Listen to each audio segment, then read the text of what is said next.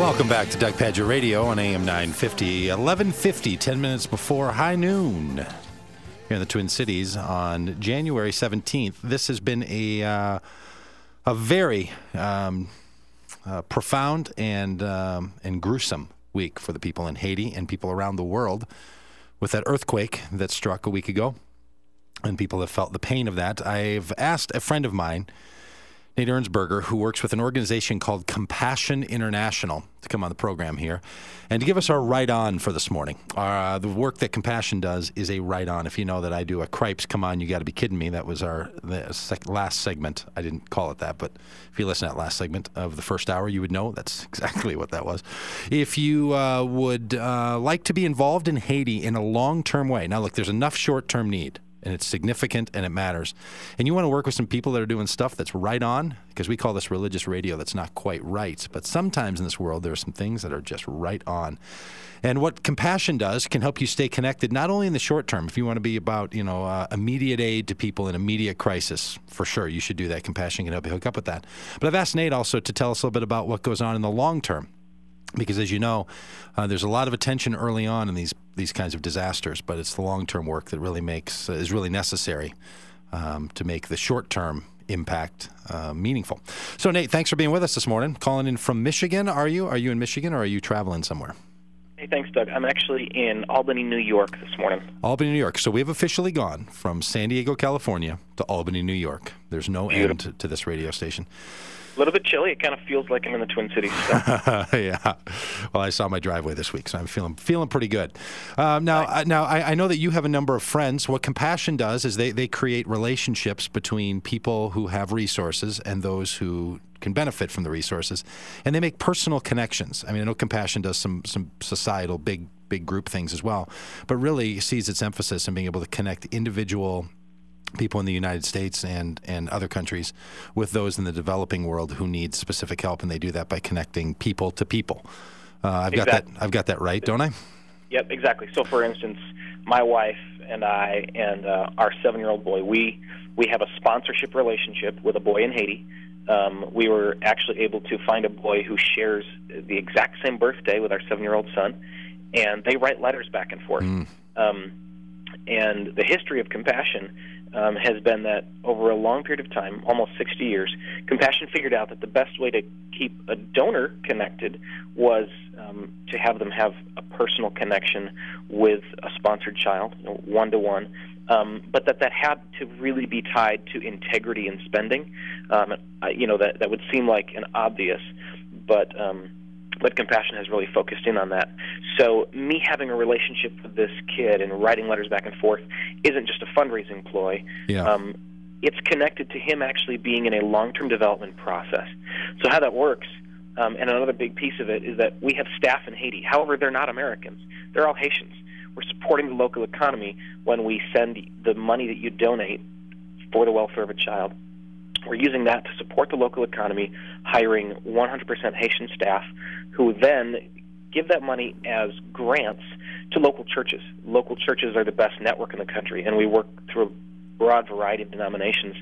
But it's the best network because these are people who are there on the ground, they're in their village, they're in their city, in their neighborhood, and they know what the real needs are, before we ever could. Yeah, and I think that's really the important part. So we all see the need in Haiti, and you can send a donation from your cell phone, and everybody that's on Facebook seems to have some sort of a widget, and there's all kinds of ways for you to connect in the immediacy.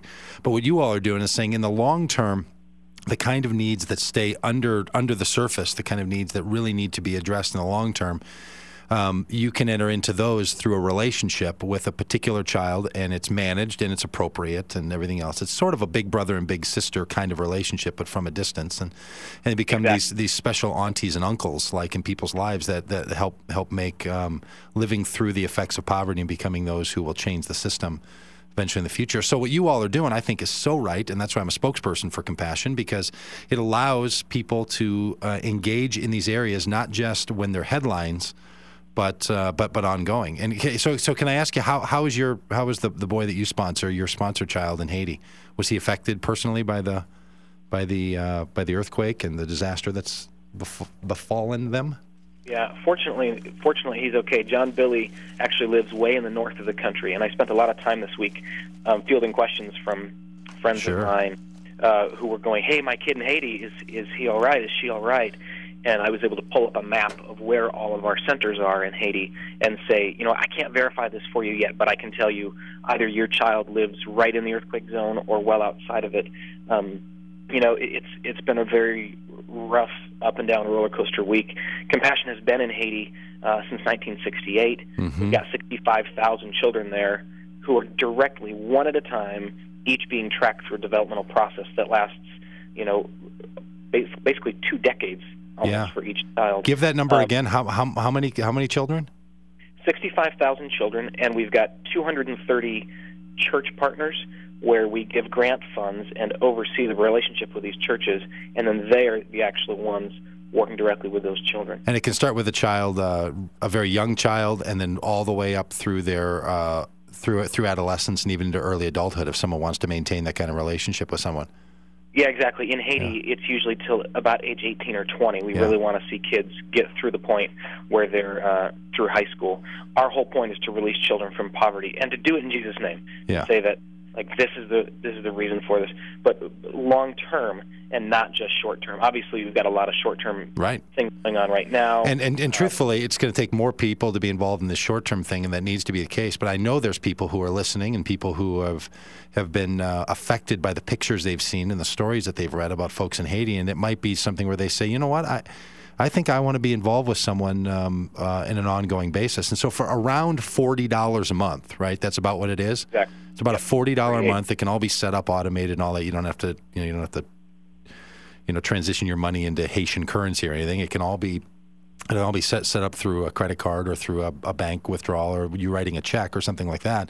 But for about $40 a month, you could be involved with somebody, for $500 a year, and really make a significant change in the long-term trajectory. So I just hope that people who hear about what's going on in Haiti don't simply say, what a shame it was that country was allowed to live in such struggle and have such an underdeveloped infrastructure, and that the criminality that was going on there had this kind of effect, and then not have that realization motivate them to want to be involved somehow long haul with somebody someplace in the world.